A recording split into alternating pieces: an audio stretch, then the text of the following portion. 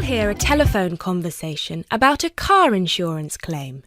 You have 30 seconds to look at questions 1 to 5.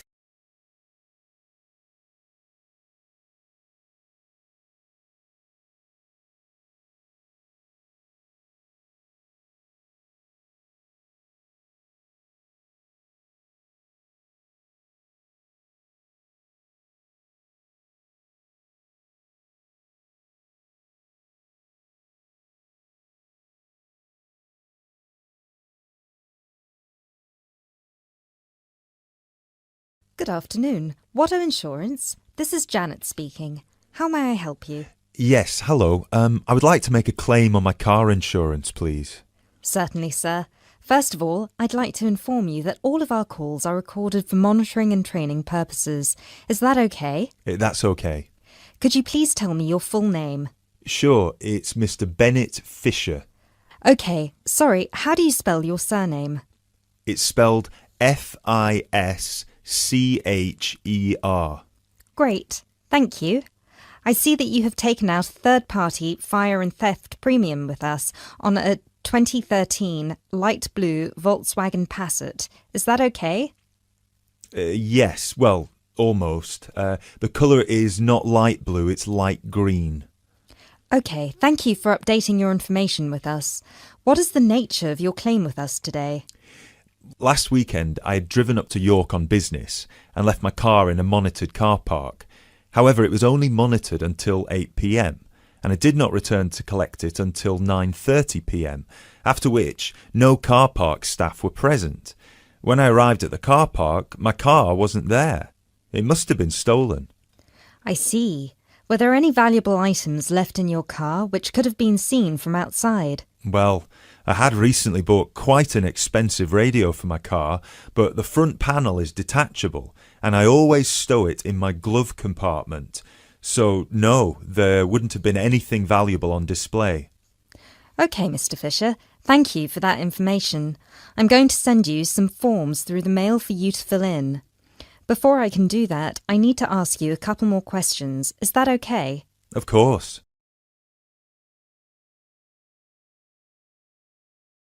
You now have 30 seconds to look at questions 6 to 10.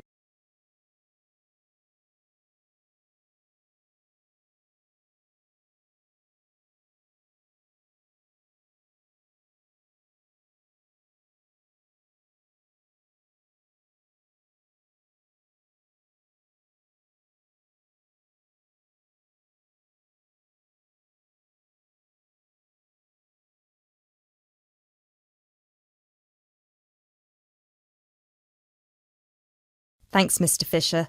First of all, could you let me know your policy number, please? Of course. I have it right here. It's G34C245. G34C245. Thanks. And the type of claim?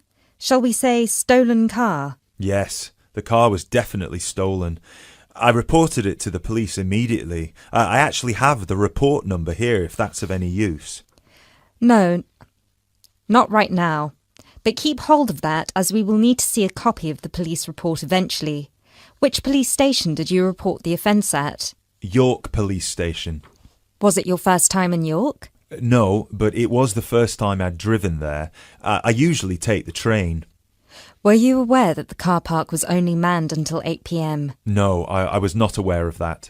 Were there any signs put up on the premises that informed car owners of the risks of leaving their cars after normal operating hours? Yes, but they said the car park was going to be guarded until 10 p.m, at which point the entrance is barred so no cars can come in or out. Was any reason given for that sudden change? The police informed me that the staff on duty that night had left on an urgent call. I believe it was something about a family member being admitted to hospital. Were there any personal items left in your car? Yes, first of all there was the car radio I mentioned before. Ah, yes, of course. Anything else? Just some CDs and an old jacket. Right. Thank you, Mr. Fisher. I have everything I need for now and will send these forms out to you shortly. When you get them, please fill them out with as much information as you can, and where possible, include copies of any relevant documents to support your claim, such as police reports and registration details. Once you have returned that to us, we can then start to assess whether you will be eligible to receive compensation. Do you have any further questions for me today? No, that's all. Thanks for your help.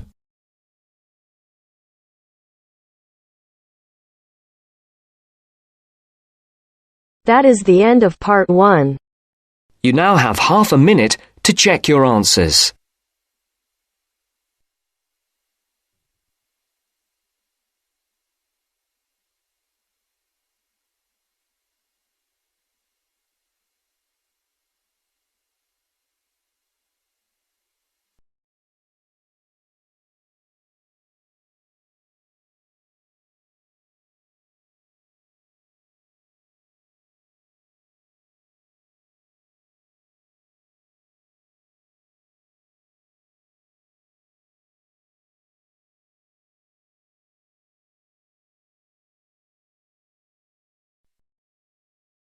Now turns to part 2. Part 2. You will hear a recorded message giving information about an area where tourists can visit to taste local food. First, you will have some time to look at questions 11 to 13.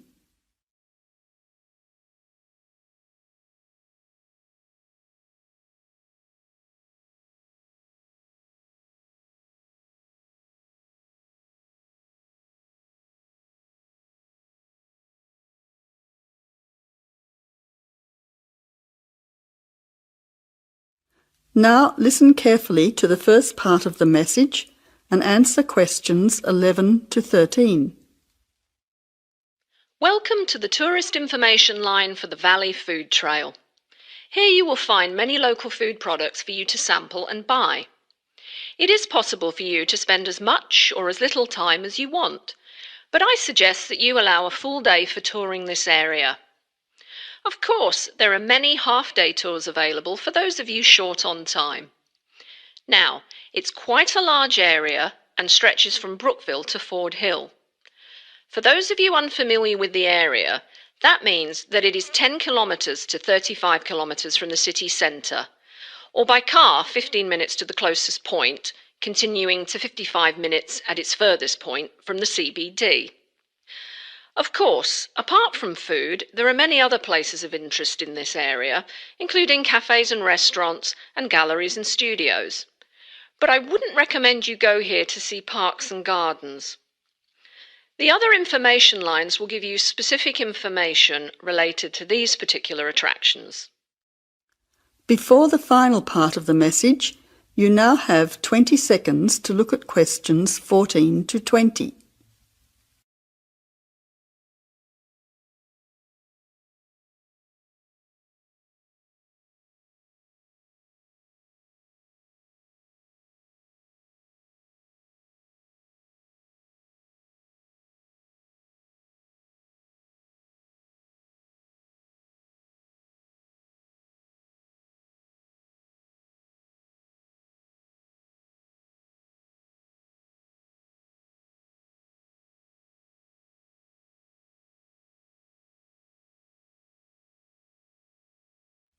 Now answer questions 14 to 20. But let's go back to food.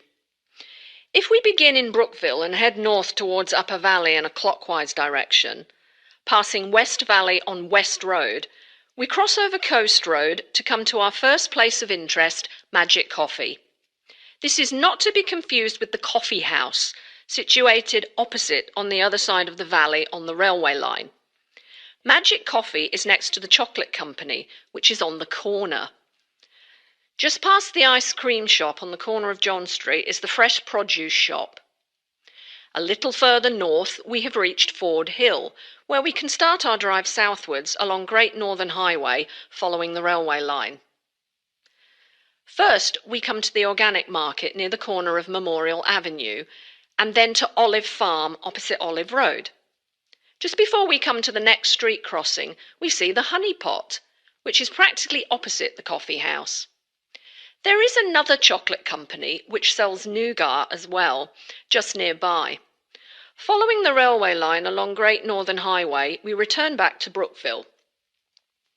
Now, as I have said previously, if you only have a few hours to spare, there are several places that you shouldn't miss.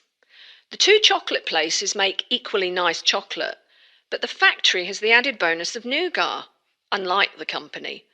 Of course, everyone loves ice cream, especially unusual flavours such as coffee and nougat, so the ice creamery is definitely worth a visit.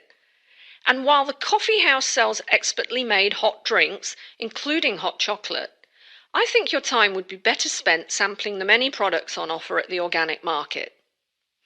Well, I hope you enjoy your time visiting the Valley Food Trail and enjoy all the wonderful local foods on offer.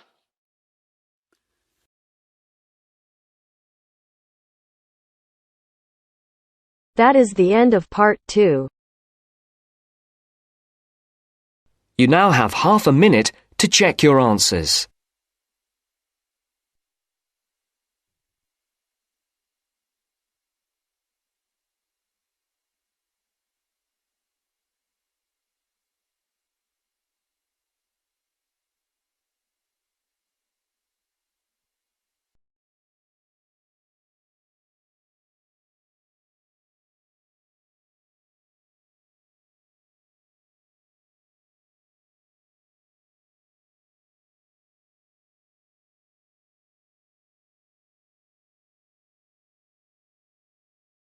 Now turns to part 3. Part 3. You will hear a conversation between two students who will discuss a project they're working on together. You have 30 seconds to look at questions 21 to 27.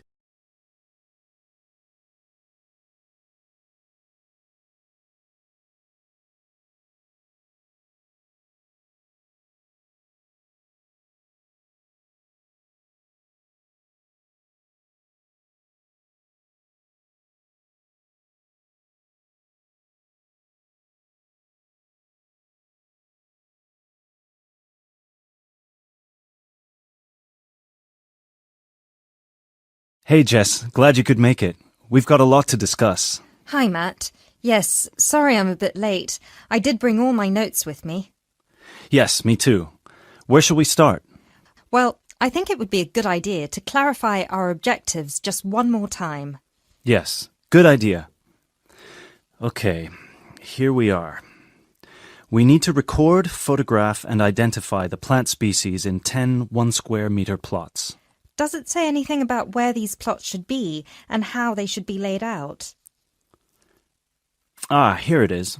It says that all the plots need to be no more than 10 meters apart. And how do we choose them? Ah, this is the fun part. I remember this. Here we are.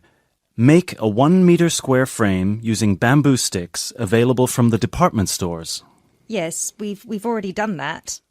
I know, I'm just reading the whole section. Okay. One person stands roughly in the middle of the chosen area and throws the frame. The other person uses a tape to mark out the square where the frame landed and returns frame to thrower. The thrower then turns a few degrees on the spot and throws again. The thrower must turn slightly after each throw and vary the force of the throw until after the 10th throw they are pointing in almost the same direction as the first. That sounds a bit complicated. That's only because it's all in writing. It's just a simple throw, turn, throw, turn, throw, turn until we have 10 squares. And I guess you want to do the throwing. Well, if you don't mind. I'm sure you'll be more accurate at marking the squares. Yes, I am sure I am, and I'm sure you've got a stronger throwing arm.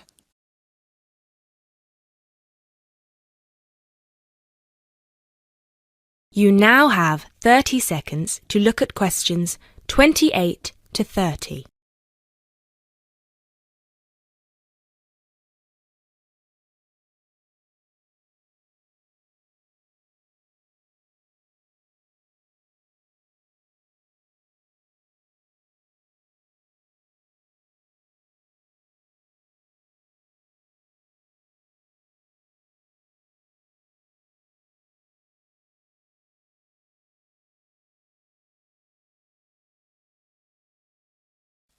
Okay, good. We've got that sorted.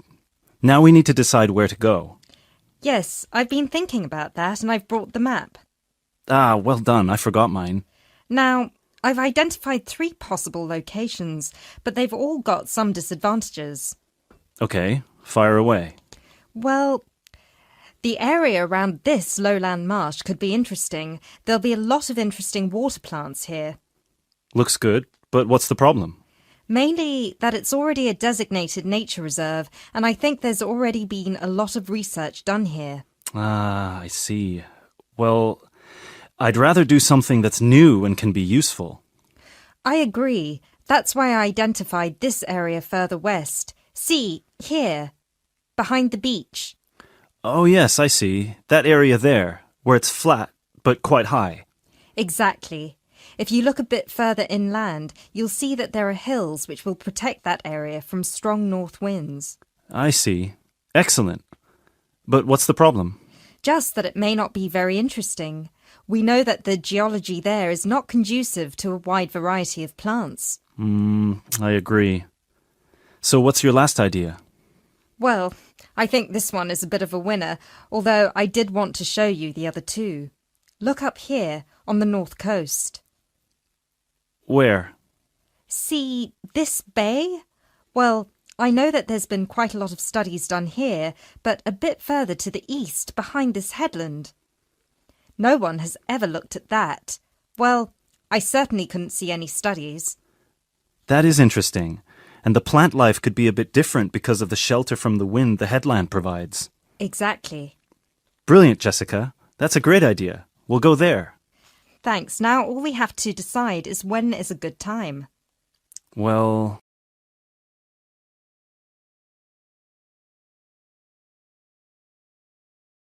That is the end of part 3. You now have half a minute to check your answers.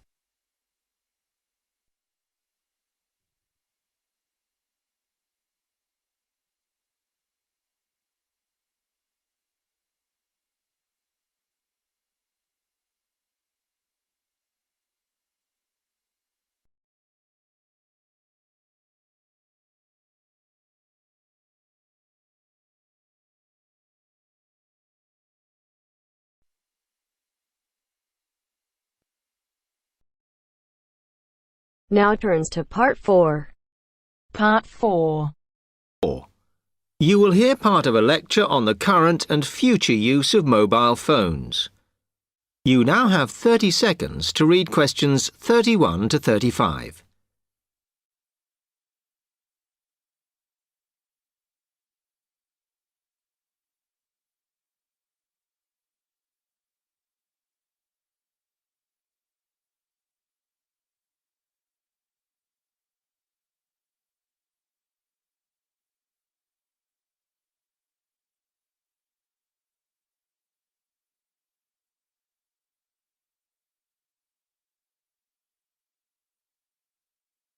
Okay, now today we're looking at changes in communication, and specifically changes that have just happened or are likely to happen in the next few years. Key to this is the mobile phone, which is increasingly being seen as an all-purpose system rather than just a phone. If you only use your phone for texting and making calls now, you will be amazed at how you'll be using it in the future. The technology has been developed for a range of other uses. For example, phones could be used so that if you are meeting someone and they get lost, you could send them a map of your location to help them. This will save all those complicated explanations over the phone and our poor friends or colleagues trying to drive and find out where they are at the same time. And if you get bored waiting, or if you're traveling, for example, you will soon be able to see TV news on your phone as it is actually being broadcast. This means that you won't have to miss any of your favorites if you were away for a few days. Most people have got used to texting now, and young people send pictures to each other. But what is exciting is the possibility of putting music with them before you send them. And it's not all frivolous. Phones are going to become even more critical in business and education. Some recent developments have a highly practical usage. So, for example, as lecturers, we will be able to send everybody a text to let them know if lectures have been cancelled. And the new phones could have a further use in education, as well as business, as they will enable us to go to any destination, such as when we are doing a field trip, for instance, and from there to send data directly to a computer so that we can access it when we get home. This means we will no longer be limited by what the phone can store. You now have 30 seconds to read questions 36 to 40.